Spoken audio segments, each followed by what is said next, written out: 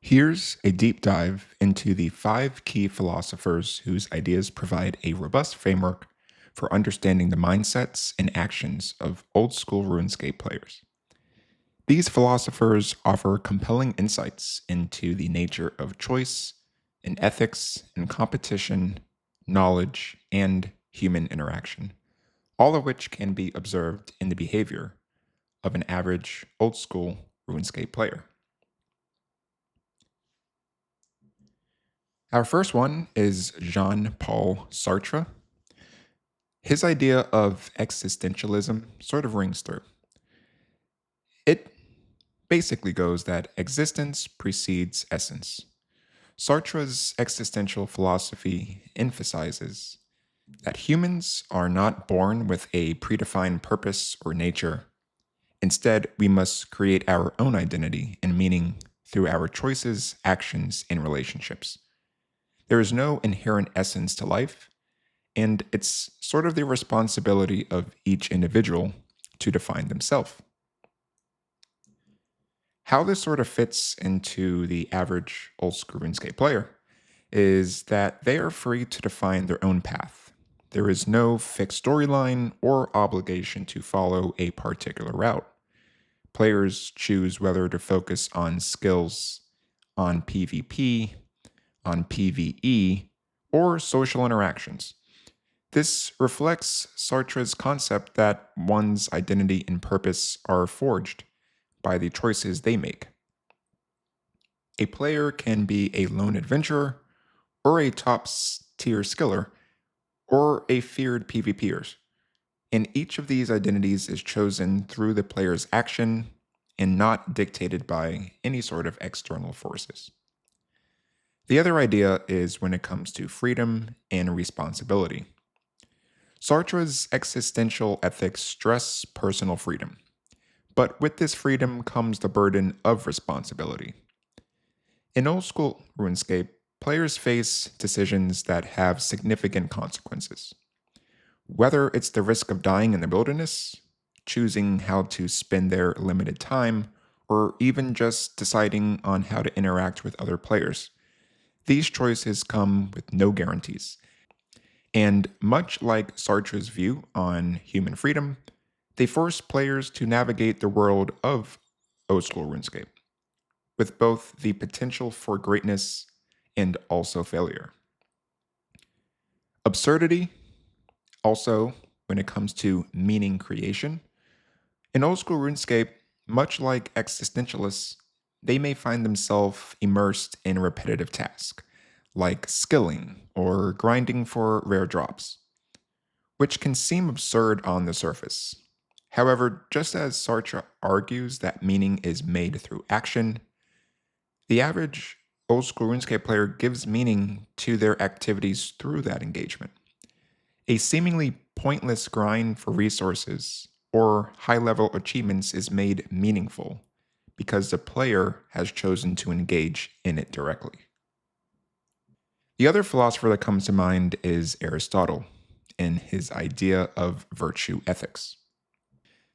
For Aristotle, his core beliefs suggest that the path to a good life is through the development of virtues, traits like courage, wisdom, justice, and temperance. Unlike the consequentialist theories, virtue ethics focuses on the cultivation of a moral character and the pursuit of excellence in various areas of life. Aristotle emphasizes the concept of eudaimonia, or human flourishing, achieved through balanced actions and moral development. How this fits into old school RuneScape is how you can look at it from skill development if you were to think of it as virtue cultivation. In old school RuneScape, it is fundamentally a game about skill development and personal improvement. Players are rewarded for mastering various skills from combat, anything from melee, ranged, and magic, to gathering such as fishing or mining or even woodcutting. Just as Aristotle suggests that we reach our highest potential through the cultivation of virtues, these same players strive for excellence in these same areas. The game rewards patience, for example, achieving the 99th level in a particular skill, dedication, and mastery of complex mechanics, all of which mirror Aristotle's concept of pursuing excellence in various facets of life. The other idea is when it comes to balance, or in other words, the golden mean. Aristotle argues that virtue lies in moderation.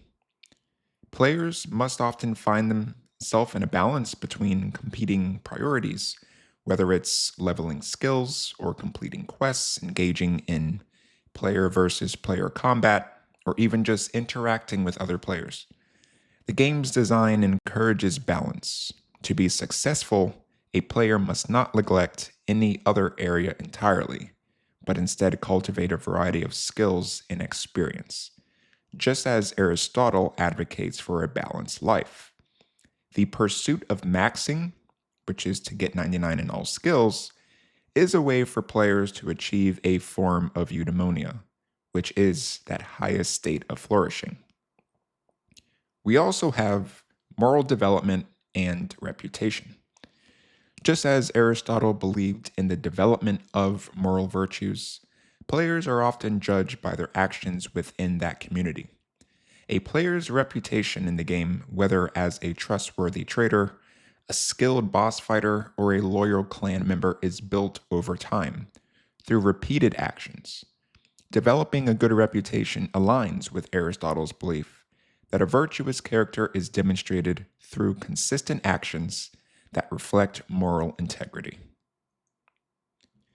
For our third philosopher, we had Friedrich Nietzsche in his idea of the will to power, which, if you go back in my previous episode where I was covering the mind of a zombie survivalist, this is also a philosopher that comes to mind. For Nietzsche, his core belief is centered around the idea that the will to power, which is a fundamental force that drives individuals to assert themselves, grow, and overcome challenges. Nietzsche advocates for the idea of the Übermensch, or the Overman, or Superman, someone who transcends conventional morality and societal limitations to create their own values and meaning. Now, that sounds like a mouthful, and you're wondering, how is this exactly going to equate to an old school RuneScape player? So how it does fit is we can think of it into three different groups. First being the competitiveness and the desire for mastery. Old school RuneScape is a competitive environment and many players seek to dominate aspects of the game, whether through achieving the highest skill levels, defeating powerful bosses, or engaging in player killing, which happens in the wilderness. Nietzsche's concept of the will to power is reflected in the constant pursuit of dominance in the game. Players are often striving to be the best at what they do, whether that's by acquiring rare items, defeating high-level bosses, or reaching the top of the leaderboard in certain activities. When it comes to self-overcoming and personal achievement, in old school RuneScape, a player's journey is one of the constant self-overcoming. Achieving higher levels, defeating tougher bosses, and mastering new skills requires dedications, persistence, and a constant push to overcome obstacles. Nietzsche's idea of the Übermensch resonates in old school RuneScape in the sense that players continually push themselves to transcend their current limitations, whether it's by improving their combat prowess, acquiring wealth, or even just mastering a basic skill. The creation of personal values. Nietzsche rejects this traditional morality and advocates more for individuals to create their own values. In old school RuneScape, this is reflected in the wide array of playstyles available to each player. Some might focus on player versus player. For others, you may focus on skilling. And you may find a group who is more so focusing on developing the community within the game itself. Each player creates their own set of values in terms of what they find fulfilling in the game, whether it's one value of, the thrill of combat or the satisfaction of completing a skill grind. The game allows players to create their own meaning within its own framework. For our fourth philosopher, we have Immanuel Kant. And he has a core set of beliefs when it comes to ethics, which is that moral actions are guided by duty and adherence to universal principles, irrespective of their consequences. He is best known for something known as the categorical imperative, which demands that people act in ways that could be universally applied, treating others as ends in themselves and not necessarily as means to an end. And how that fits into old school RuneScape, we can also break it down into three separate ideas. First being fair play and ethical gameplay. Kant's emphasis on duty and universal moral principles is reflected in the ethics of old school RuneScape. Players who adhere to fair play and focus on avoiding cheating. Many players take it as a moral obligation to follow the rules of the game, which includes not using bots, not exploiting glitches, and respecting other players in trade and PvP. This sense of duty aligns with Kant's categorical imperative, playing the game in a way that respects the integrity of the game world and other players within it. The other idea is respecting the dignity of others. Kantian ethics emphasizes the importance of respecting others as ends in themselves, rather than using them merely as tools to achieve personal goals. This translates to the way in which players treat each other in trade, in PvP, and social interactions. Now, you can make the case that this is based on the game's design, but players often form long-term relationships, helping each other through quests, sharing knowledge, or supporting clan members.